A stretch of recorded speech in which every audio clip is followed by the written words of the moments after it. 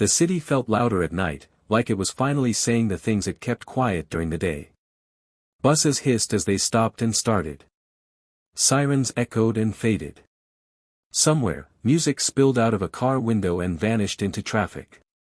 On a bench near a closed grocery store, Aaron Cole sat with his hands tucked under his arms, trying to keep warm, staring at the reflection of streetlights on wet pavement. He used to look at this city from above. Aaron had built his life in clean lines and sharp decisions. He was a real estate developer, the kind who could walk into a room and make people nervous without raising his voice. He talked about growth, opportunity, vision. His name was attached to buildings that blocked the sun from older neighborhoods. He told himself he was creating value. He never stayed long enough to see what he was replacing. At home, his apartment was quiet and perfect. Too perfect. Every surface polished, every object chosen for style, not comfort. His phone buzzed constantly, but the calls were all business. When his girlfriend finally left, she didn't cry. She just said she felt like she was living next to a man, not with one. Aaron didn't stop her. He told himself relationships were distractions. He believed it right up until the silence became unbearable. The fall didn't happen all at once. It started with pressure. Investors wanted faster returns. Corners were cut. Paperwork rushed. A safety report ignored. When a building project failed inspection and workers spoke up, the story changed. Lawsuits followed. Then investigations. Partners protected themselves. Aaron tried to fight it with confidence, then with money, then with anger. None of it worked. By the time it was over, the accounts were empty, the properties gone, and the city he thought he owned didn't recognize him anymore. The first nights outside felt unreal, like a punishment meant for someone else.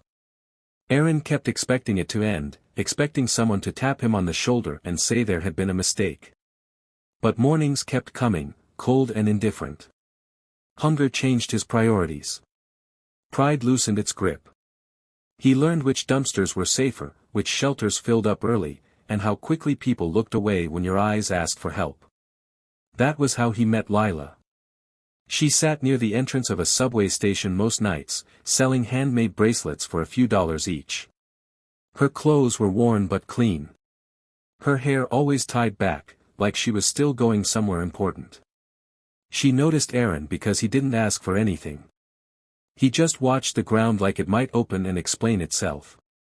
One night, she handed him a bracelet without saying much. "For luck," she said. "Or just to remind you you're still here." Aaron didn't know why, but that small gesture hit harder than losing his penthouse. He thanked her, quietly. They didn't become close right away. They shared space. Shared silence. Sometimes food. Lila talked about her life in pieces, how she took care of her younger brother, how she worked day jobs when she could, how the city was both cruel and generous depending on the hour. Aaron listened. For the first time in years, he didn't feel the need to impress anyone. Winter came fast. Nights grew sharper. One evening, Lila didn't show up. Aaron waited. The next day, he found out she'd been robbed and hurt, her few savings gone. Watching her sit there, trying to act strong while clearly breaking, something inside Aaron shifted.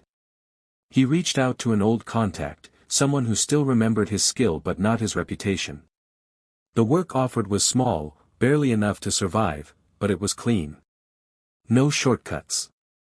No power. Just effort. Aaron took it without negotiation. He didn't leave Lila behind. He helped where he could. Watched her rebuild slowly. When he finally found a room of his own, it wasn't luxury. It was quiet. And it was enough. Months later, Aaron walked past one of his old buildings. People came and went without knowing who he was. He didn't feel bitter. He felt clear. He understood now that money had once protected him from discomfort, from connection, from responsibility.